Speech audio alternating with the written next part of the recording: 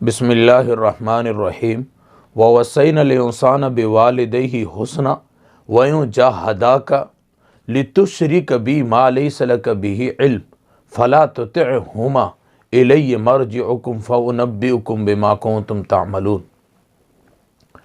اللہ رب العزت نے قرآن مقدس کے اندر حکم فرمایا کہ اپنے والدین کے ساتھ حسن سلوک کرو،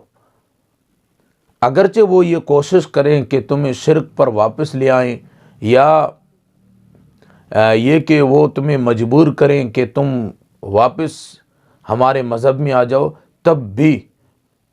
تم ان کی اطاعت ان چیزوں میں نہ کرو، کیونکہ تمہیں اور تمہارے ماں باپ کو سب کو لوٹ کر ہماری طرف آنا ہے اور ہم بتا دیں گے جو تم کیا کرتے تھے، اور ایسی چیز کی طرف تمہیں وہ دعوت دیتے ہیں جس کا نہ تمہیں علم ہے نہ ان کو علم ہے۔ یہ جو آیت ہے حضرت سعد بن ابی وقاص رضی اللہ تعالیٰ عنہ کے متعلق اتری۔ حضرت سعد جب مسلمان ہوئے تو ان کی ماں نے کہہ دیا کہ جب تک تم واپس کفر میں نہیں آؤ گے میں کھانا نہیں کھاؤں گی۔ تو ان کی والدہ کو یہ ان کا منہ کھولتے اور اس کے اندر کھانا منہ کے اندر ڈالتے، تو قرآن مقدس کی یہ آیت مبارکہ اتری۔ تو اس آیت مبارکہ سے اور ترمذی شریف کی حدیث جو حضرت سعد بن ابی وقاص سے ہی نقل کی جاتی ہے، ان دونوں سے پتہ چلتا ہے کہ والدین کے ساتھ حسن سلوک کرنا چاہیے، اگرچہ وہ مشرک ہو۔ ہاں، ان کی وہ باتیں جو عقیدے کے خلاف ہو، اسلام کے خلاف ہو، وہ نہیں ماننی چاہیے، باقی یہ کہ ان کے ساتھ اچھائی کا برتاؤ، حسن سلوک کا برتاؤ کرنا چاہیے۔ اور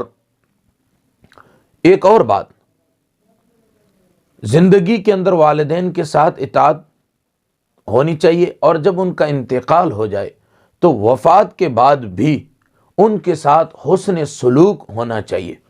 عن انس رضی اللہ تعالی عنہ قال قال رسول اللہ صلی اللہ علیہ وسلم ان العبد لیموت والداہ او احدہما وانہ لہما لعاق فلا یزال یدعو لہما ویستغفر لہما حتی یکتبہ اللہ بارا۔ حضرت انس رضی اللہ تعالیٰ عنہ فرماتے ہیں کہ حضور صلی اللہ علیہ وسلم نے ارشاد فرمایا، بے شک کوئی بندہ ایسا بھی ہوتا ہے کہ اس کے ماں باپ دونوں یا دونوں میں سے کوئی ایک اس دنیا میں اس حال میں چلا جاتا ہے کہ وہ بندہ ماں باپ کی نافرمانی کر رہا ہوتا ہے، لیکن ان کے جانے کے بعد یہ ان کے لیے ایصال ثواب کرتا ہے، صدقہ کرتا ہے، خیرات کرتا ہے، تو اللہ رب العزت قیامت کے دن اس کو فرما بردار بیٹوں میں اٹھائیں گے۔ اور ایک اور حدیث مبارکہ جس کے اندر اللہ کے محبوب صلی اللہ علیہ وسلم نے ارشاد فرمایا، اپنے والدین کے ساتھ تم حسن سلوک کرو۔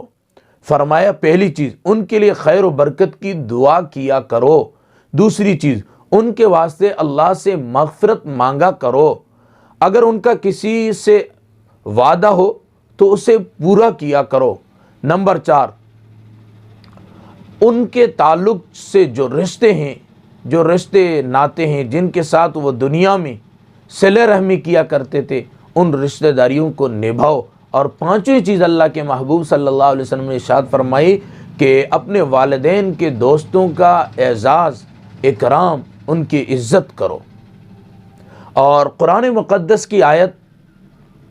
والذین جاؤوا من بعدہم یقولون ربنا اغفر لنا ولاخواننا الذین سبقونا بالایمان ولا تجعل فی قلوبنا غلا للذین آمنوا ربنا انک رؤوف رحیم، سورہ حشر آیت نمبر 10۔ اس کے تحت حضرت ابو بکر بن عبد الرحمن السیوطی المتوفی 911 ہجری وہ لکھتے ہیں کہ اللہ کے محبوب صلی اللہ علیہ وسلم کی ایک موقوف حدیث ہے۔ اللہ کے محبوب صلی اللہ علیہ وسلم نے فرمایا کہ انسان جب قبر میں جاتا ہے، جہنم اس پر واجب ہو چکی ہوتی ہے، لیکن میدان محشر میں جب قیامت کے دن وہ اٹھے گا، جنت اس کا مقدر بن جائے گی۔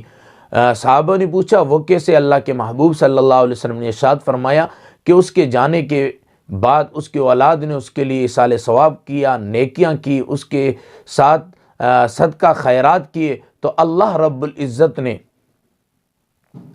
اس کا ثواب اس کو عطا فرمایا۔ اب اس کے گناہ جو زیادہ تھے، نیکیاں کم تھی، اس وجہ سے اللہ رب العزت نے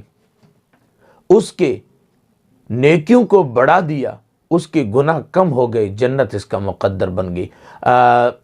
امام ابو داؤد رحمۃ اللہ علیہ نے ایک حدیث نقل کی ہے کہ والدین کے ساتھ حسن سلوک کے متعلق کہ جب وہ قبر میں چلے جائیں آپ ان کے لیے صدقہ خیرات کریں، استغفار کریں، ایصال ثواب کریں، اللہ رب العزت اس کا ثواب ان کو پہنچاتے ہیں۔ تو دنیا میں بھی ماں باپ کے ساتھ خیر خواہی کا معاملہ کرنا چاہیے، اور جب وہ چلے جائیں تو ان کے ساتھ خیر خواہی کا معاملہ کرنا چاہیے، اگرچہ ماں باپ مشرک ہو یا کسی اور مذہب سے ہو، پھر بھی ان کے ساتھ حسن سلوک کرنے کا قرآن نے ہمیں حکم دیا ہے۔ تو ان باتوں سے پتہ چلا کہ ماں باپ مشرک ہے تب بھی قرآن کہہ رہا ہے کہ ان کے ساتھ حسن سلوک کرو۔ اور دوسری ایک اور بات کہ اگر کوئی شخص ماں باپ کے ساتھ دنیا میں برا برتاؤ کرے گا، اللہ رب العزت دنیا میں اسے دکھائیں گے، اس کی اولاد اس سے ڈبل